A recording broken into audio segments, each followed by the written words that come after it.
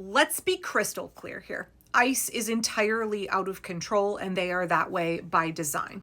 This morning, 37-year-old American citizen Renee Good was shot to death by an ICE agent. The Trump regime sent over 2,000 wholly unqualified, poorly trained, completely out of control ICE agents to Minnesota, and they did not anticipate that this was what was going to come out of it. We can talk about all of the speculation as to whether or not they did this on purpose to see how the American people would react, right? It is the frog being boiled in the pot. There have been several incidents over the last year where ICE agents have shot Americans, rammed their cars into Americans, gravely injured Americans, and it hasn't gotten as much pushback as it should have.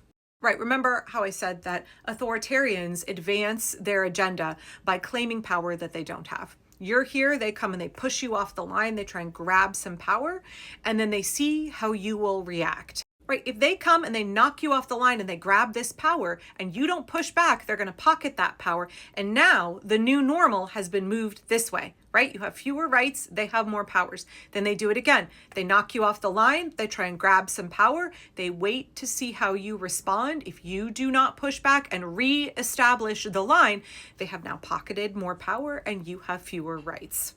That is why the most important thing that happens right now is not what the regime does, but what we do. The analogy that the American people are frogs in a pot and the regime is turning up the temperature, and before we know it, we're being boiled alive, that is entirely appropriate, very accurate. We don't know what will happen next because the future is not yet written, but that does not mean that the authoritarians are not using an entirely predictable playbook. The reason that we don't know what is going to happen over the next days and weeks and months is because they don't get to decide. They don't get to write that future. What we do helps shape the future. And if we pretend that their playbook is going to roll out unimpeded, right, okay, then I can understand how you might then wrongly assume you know what's going to happen next. Frogs only get boiled in the pot if they choose to sit there and passively accept what is happening to them. We have to understand how all of this is connected, how the regime is rolling out a playbook, and that we get to choose what our move is. We get to make moves, not just defensive moves against the regime. We get to make offensive moves to defend our rights and to push back against fascism. And you understand that, like I said in a video yesterday, Republicans are really good at playing the long game. They're really good at rolling things out and being patient.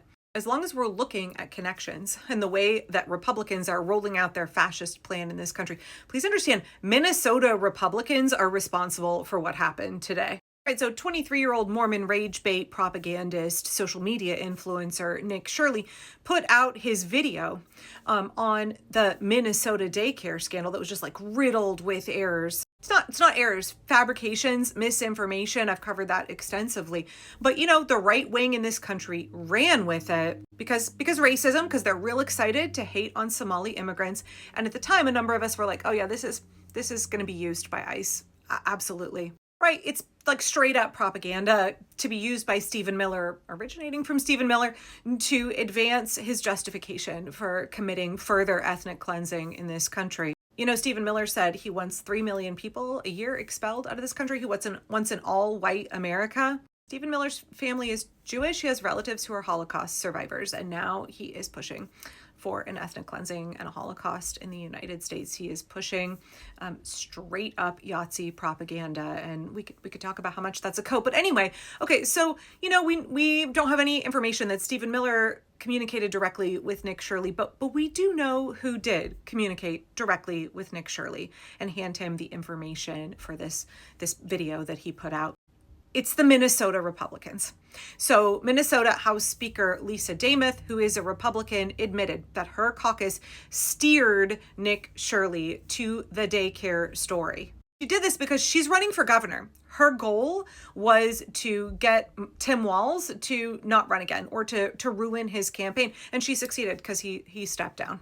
She did this for her own craven political ambition. And I understand, again, on a federal level, they're using this as well. But Minnesota Republicans fed MAGA propagandist influencer Nick Shirley this story. He put it out, fomented political violence, rage against Somali immigrants that then gave ICE the cover, the justification to bring in 2,000 dysregulated, poorly trained, out of control, incompetent ICE agents. And one of them shot Renee Nicole Good to death this morning. Minnesota Republicans are responsible for Renee's death.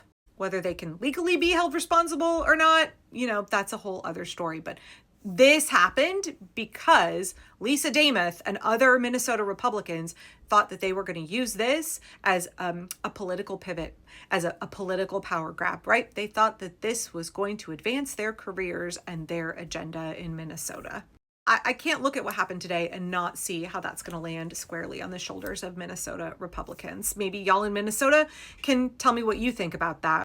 It was Minnesota Republicans who wanted 2,000 ICE agents to descend on Minneapolis. It was Minnesota Republicans who ginned up this story. It was Minnesota Republicans who spread misinformation and created this entire scenario in the first place.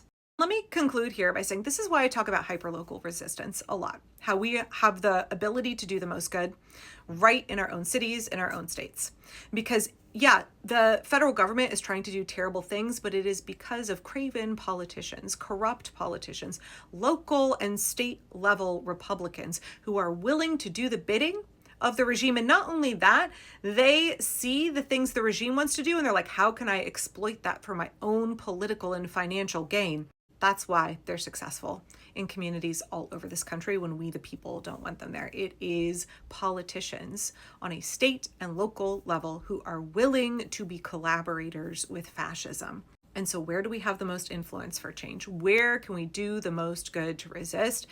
Getting elected officials in state and local government who are willing to uphold the Constitution and defend our rights, who are willing to do what is required to stand up against the illegal and immoral acts of the regime rather than being collaborators with that regime.